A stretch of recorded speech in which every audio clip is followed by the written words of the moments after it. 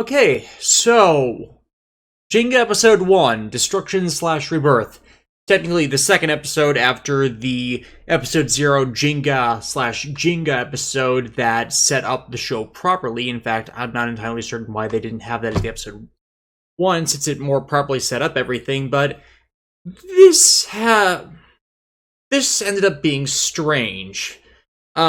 Something I got wrong from last week. Toma is not being handed off to, what's her name? I've got the wiki pulled up. Fusa for his own individual training. Jinga is actually training his younger brother to be a Makai Knight and be his pseudo-partner, I guess, once he gets far enough in the training. Makes sense. His parents are dead. Rather, rephrase, their parents are dead. Jinga has a feeling of family amongst him to contrast his... complement and contrast his previous human life before he went horror and before he went to have a second human life in this newest incarnation. But it wasn't something I expected to see to have him as a regular member of the cast and basically be trained while technically on the job. Jinga taking him into a school to clean out a source of Inga that had festered there. They see a bunch of... I shouldn't say a bunch, because that's actually later in the episode. They see a girl being harassed by her classmates in a way that I have seen exactly in .hack GU Trilogy, which means this is probably some somewhat commonplace there. Her clothing being like riddled with raw spoiled vegetables like they were thrown at her, and a friend of hers named Atsumi, the first girl named Kanae, basically being straight up abused by their classmates for reasons that are not clearly explained in the episode. Like, I kind of feel like they were teasing a relationship between Kanae and Atsumi, except one of the girls that were accosting them said that Kanae drove a girl to near suicide, and that's basically not explained in any way, shape, or form why they're doing this. It reminds me a lot of what happened with Yuko in... Not Yuko, the Crane Orphanok. I'm forgetting her name, because it has been a while since I did the Flies reviews. I'm actually looking that up right now.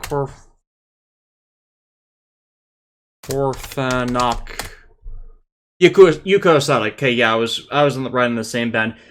They don't really explain why Kanae in this episode is being, like, harassed and ridiculed and made fun of.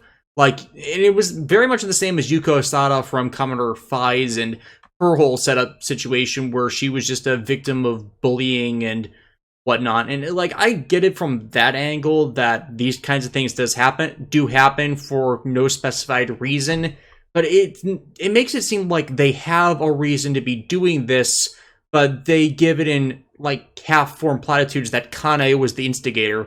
Of course, that could just be the usual nonsense of, we're horrible people, and we will blame being horrible people on other being horrible people, and even though they're not actually horrible people, as evidenced by this person who knows that she's not a horrible person because they got to know her, and crap like that, except they don't really explain it, they don't bother to go into it, and that annoys me, but that wasn't what was strange about this episode. Jinga purifies the mass of Inga, which of course normally means that a horror gate would appear there, but when Kanae's bullies catch her on her way home and shove her into one of the storage closets at the school and go to then attack Atsumi, who apparently was their original target in the first place, who knows why, a horror manifests and appears to possess Kanae as they normally do. So Jinga's called back, leaves Toma to do training while he does his main job, so Toma's not put in harm's way, again showing Jinga Mikage's humanity in a way that is feels like it's informed by feelings from his past life, where the Jinga who got turned into the horror Jinga had his kid die in, I don't want to say similar circumstances, but left in a situation where they could be harmed, and Jinga Mikage is looking to not do that. So they go to attack the horror and find Kane attacking the other girls, prevent anyone from actually being harmed, so he's quick on the draw with this, especially because of his Mado Ring Alva. But once they actually get to the battle, a few odd things happen. First off is Atsumi thinking that the monster that Kane is become is still Kane. She blocks Jinga from striking. This is similar to how Toma protected their parents from Jinga's attacks in the previous episode, and how unaware kids kind of keep defending the host bodies of the horrors, only for it to reach a bad end normally. One of the earliest citations I can think of was either episode 12 or 13 of the original Garo series, where a young Koga finds a seemingly benign old man that turns out to be a horror, and he has to be pushed out of the way of his father attacking to strike and kill the horror when they were out doing something one night. So I'm definitely seeing parallels to that, except, they did it in the last freaking episode, so it feels kind of redundant.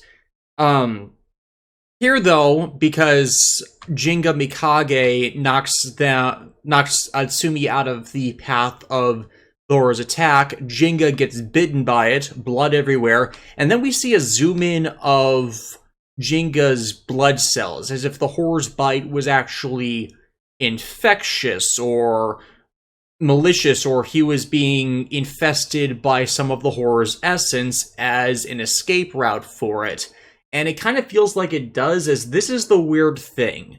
After Jinga armors up and cuts out the horror, Kane's body is left behind, still alive, but sans the horror that was possessing them, and the horror itself has not been sealed within Jinga's Makai blade. As it was shown in the earlier in the episode, that things are operating as they did in the original series, Makai Senki, Makai no Hana, and Goldstorm, where the Makai blades seal the horror's essence, and it has to be sent to a special stand to purify the sword, which will send the horror's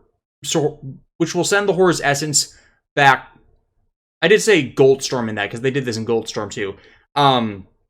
Will either seal the horror's essence into a small blade, which will be sent down back to the horror realm eventually, or directly sends them back to the horrors. And, the whole thing with the watchdogs, which wasn't seen in Yami Sumono, but was seen in every other entry aside from that, that's here too. So, it's, again, I know I hate trying to do the continuity thing with Garo anymore, because, I've just given up and don't care about the argument, but it is more evidence that Yami Sumono isn't proof of an alternate continuity. It's more proof that it's the future, and everything in that series was just a bunch of special circumstances, and every other series outside of it that's live action basically asserts the standard modus operandi for the series outside of that. So, again, evidence that the Jinga has to be in Ryuga's continuity for it to make sense, except Ryuga's continuity is obeying all the normal laws of the Saejima era timeline, so what's the point of diverting into another timeline if it's just going to be the same damn stuff anyways, just at some undistinguishable point in the future, which has had no overt technological advancement, since all of Garo seems to be set in this timeless period where eras and years can pass and it's still pretty much the same setting. So yeah, it's, again, my bafflement that people continue to assert that it's separate when there's so much evidence that it really doesn't matter if it is or not, because it's all the same anyways. And yeah, that's me again trying to put this whole continuity thing to rest. But that's back to my point. The horror's gone. The horror's out of Kane's body. Kane is human again. Jinga was bitten by it. We don't know what effect that has yet, but considering that horror blood is causes someone to die in 100 days and otherwise turns them into something delectable for horrors, that's generally not a good thing, so I can't figure a bite from them is any better. And with it being unsealed, that is a pretty damn big mystery. Is this going to lead into the awakening of Horror Jinga, which he is a reincarnation of? That's potentially what's getting teased next time. Is there a bigger plot with this specific type of horror breed where they could escape being sealed in a sword by abandoning their host before they can assimilate and devour them? Because that's not out of the range of possibility with horrors. They have turned normal humans into thralls before, where after the strings have so much have been cut that the human that was being pseudo-possessed returns to being normal. Most pertinently, we had, of the cast members that have had that happen to them, we had Kaoru Mitsuki, aka the lead woman of Chapter of the Black Wolf, and Makai Senki have that happen to her, specifically with Messiah, where Barago was trying to turn her into the vessel for Messiah's rebirth. Messiah possessed her intermittently to defend herself against Koga and Jinga's attack, not Jinga, Ray's attacks, and because there wasn't a full-on possession, like, they cut the strings of Messiah's hold on her, and she just went straight back to normal, without any special conditions or limitations. And this feels like this might be that kind of scenario. The horror willingly abandoned their host, removing their corruption. I don't want to say willingly, but taking everything that they were out of them before full assimilation could happen, allowing her freedom, or possibly that bite mark allowing it to transfer to Jinga in the event that it would be destroyed otherwise, basically purifying the human form.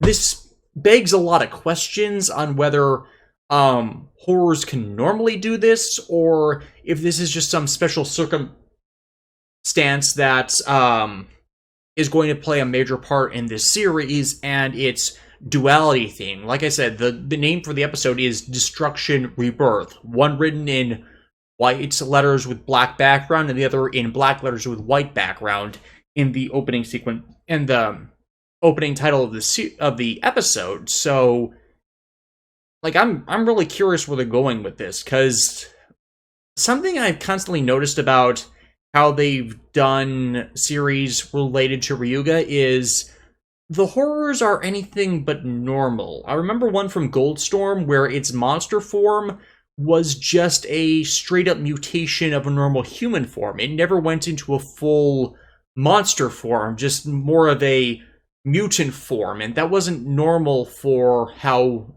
like, normal Yang or Inga horrors operated. It was more how, okay, it wasn't how the Mado horrors operated either, but I always found that interesting of how it did that. And this might be off of a similar tangent of how the horrors of the future are not exactly getting smarter, but using different tactics than their lesser brethren in order to actually survive.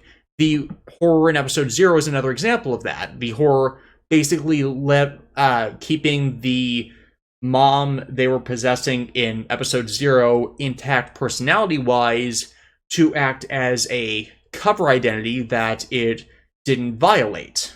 So this is definitely feels like a unique twist to the horror, to the whole horror MO that hasn't been seen before, and I'm curious how they're going to take it, since this is supposedly only going to be another 13-episode series. Like, is this part of a bigger issue with these horrors? Because both Jinga and, forgetting the character's name. Fusa. Both Jinga and Fusa seem surprised at this, as did the Middle Ring Alva, which I keep forgetting is there, and how this will play into everything. So, yeah, that's just a short-form review of a standard Garo episode with Jinga, and next week we're possibly going to get some answers already, since Jinga's going to be looking at himself in a mirror, and it's a different him and something, at least I saw from the preview information, so yeah, as usual with Garo series, I'm very curious to how things are going, because they never seem to get that predictable. Right, that's all I got. Still working on getting through Ultraman Rube. I will hopefully start having those collected thoughts videos up soon as well, and I will see you all later.